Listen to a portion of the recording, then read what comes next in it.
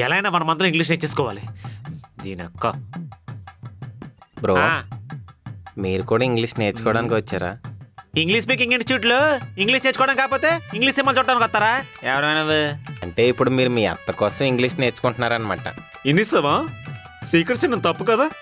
పర్లేదులే, అత్త కోసం కాదు, దాని కూతురు కోసం ఇంగ్లీష్ నేర్చుకుని అమెరికా వెళ్ళిపోవడం కోసం. ఓ పెద్ద ప్లాన్. మామూలు ఉండదు మనతో. మీన్వైల్ ఐఎమ్ జాన్ అండి. ఒక నిమిషం ఆగు. జానా? నీ వాటానికి ఆ పేరుకి అసలు సింకే లేదే. అసలు పేరు చెప్పు.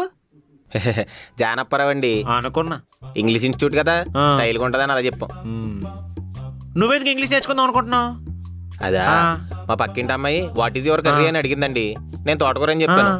అదేమో నేను తోటకరా అని అంటున్నాను అనుకుని వాళ్ళ బాబుకి చెప్పి తోటలు వేసుకుని చేసిందండి. ఆ బాడీ పెయిన్స్ ఇంకా తగ్గలేదండి ఏమో. అందుకే ఇంగ్లీష్ ఈజ్ ఇంపార్టెంట్ అని తెలుసుకుని కోర్సులో జాయిన్ అవుదామని వచ్చాను. Very good. మీరు మన తోటను చూడలేదు కదా, చూపించండి. నీ ఫేస్ కదా ఎక్కువ. పద పద పద. ఆవిడే బ్రో మేడం, న్యూ జాయిన్.